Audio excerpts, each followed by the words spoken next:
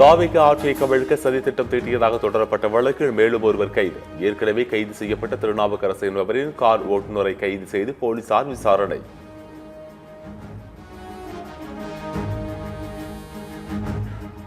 நான் முதல்வன் திட்டத்தை தொடர்ந்து முதல்வர் படைப்பகம் பெயரில் முதல்வர் என்ற சொல் நீக்கம். முதல்வர் படைப்பகம் என்பதற்கு பதிலாக படைப்பகம் என சென்னை மாநகராட்சியினரில் குறிப்பிடப்பட்டுள்ளதால் சர்ச்சை.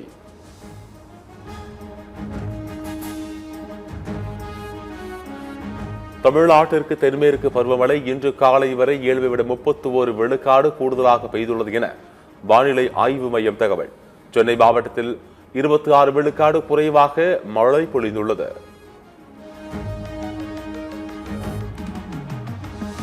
தமிழ்நாட்டில் அடுத்த 7 நாட்களுக்கு லேசான மழை பெய்ய வாய்ப்பு. கோயம்புத்தூர், நீலகிரி மாவட்டங்களில் இன்று ஓரிரு இடங்களில் பலத்த காற்றுடன் மழை பெய்யக்கூடும் என்று வானிலை மையம் கணிப்பு.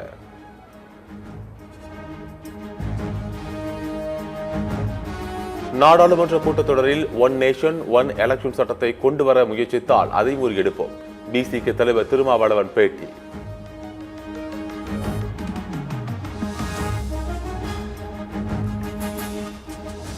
ஆளுநரின் அறிவிப்பு மக்கள் ஆட்சிக்கு எதிராக ஒரு போட்டி அரசாங்கம் நடத்தும் பகிரங்க அறிவிப்பாகும். இந்திய கம்யூனிஸ்ட் கட்சியின் மாநில செயலாளர் மு. வீரபாண்டியன் விமர்சனம்.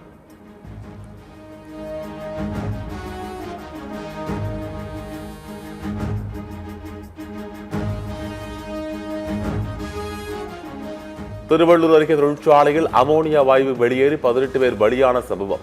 தொழிற்சாலையில் இருந்து அமோனியாவை வெளியேற்றும் பணி 2 நாட்களாக நடைபெற்ற நிலையில் நாளையும் தொடரும் என அறிவிப்பு.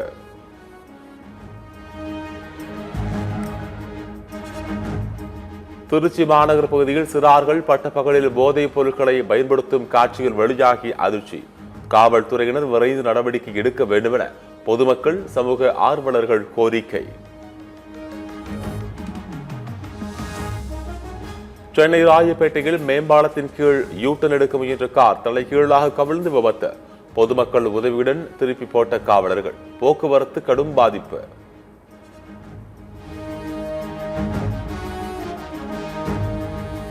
உச்சநீதிமன்ற உத்தரவுப்படி மேகமலை வனப்பகுதியில் அனுமதியின்றி செயல்பட்ட 9 தங்கும் விடுதிகள் மூடல். வருவாய்த்துறையினர் சீல் வைத்து பூட்டி அதிரடி நடவடிக்கை.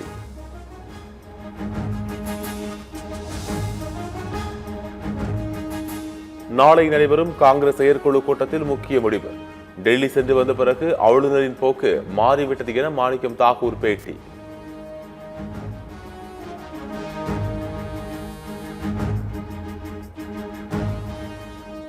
சென்னை கடற்கரை தாம்பரம் ரயில் சேவை நிறுத்தப்பட்டதால் பயணிகள் கடும் அவதி. பேருந்து நிலையங்களில் மக்கள் கூட்டம் அலைமோதியது.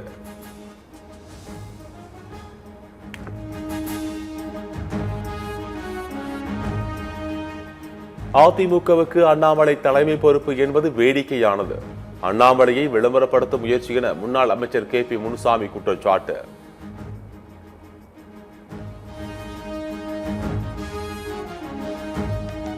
பெங்களூரிலிருந்து கண்டெய்னர் லாரி கடத்தி வந்த தடை செய்யப்பட்ட புகையிலை பொருட்கள் பறிமுதல்.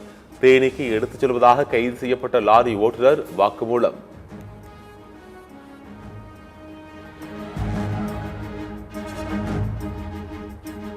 மும்பையில் நேற்று ஒரே நாளில் மட்டும் 25 சென்டிமீட்டர் மழை கொட்டியதால் பல இடங்களில் தேங்கி நிற்கும் மழைநீர்.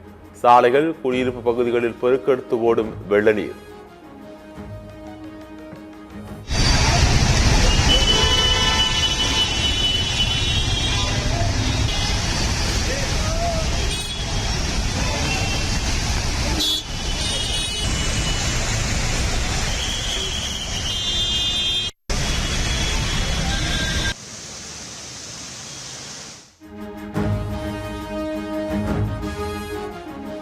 மகாராஷ்டிராவில் தாதர், பரேல், ஹேமந்த் மாதா, அந்தேரி, கோரைஹான் ஆகிய இடங்களில் கடும் வெள்ளப்பெருக்கு. இயல்பு வாழ்க்கை கடுமையாக பாதிக்கப்பட்டுள்ளதால் பொதுமக்கள் அவதி.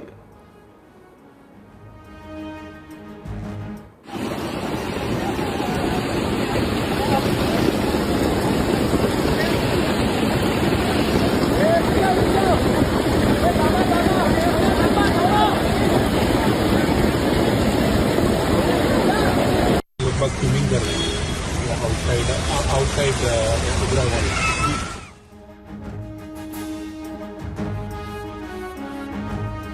மும்பை நகரில் பல்வேறு பகுதிகளில் மரங்கள் சாலையில் முறிந்து விழுந்ததால் போக்குவரத்து பாதிப்பு.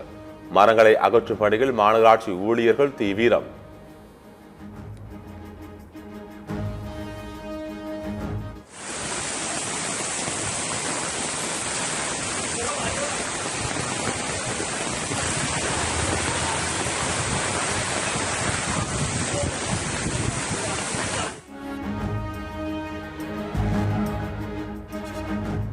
கர்நாடக அரசு மேகதாதுவில் அணை கட்ட தொடங்கிவிட்டதாக எழுந்த புகார் எதிரொலி.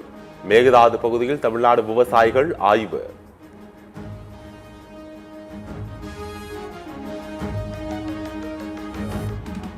எல் நினோ எச்சரிக்கை எதிரொலி. பெங்களூருவில் குடிநீர் பயன்பாட்டிற்கு கட்டுப்பாடுகள் அதிகரிப்பு.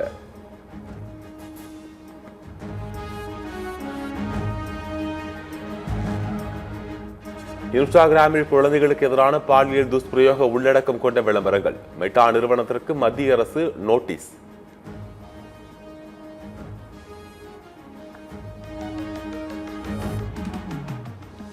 அமெரிக்காவின் 250வது சுதந்திர தினத்தை முன்னிட்டு டிரம்பிற்கு பிரதமர் மோடி, ரஷ்ய அதிபர் புதின், ஜெலன்ஸ்கி உள்ளிட்ட தலைவர்கள் வாழ்த்து.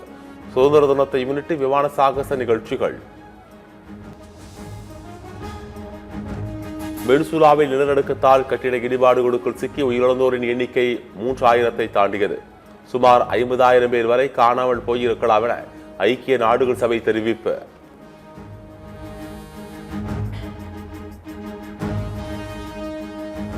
பாகிஸ்தான் அணிக்கு மீண்டும் கேப்டனாக பாபர் அசாம் நியமனம்.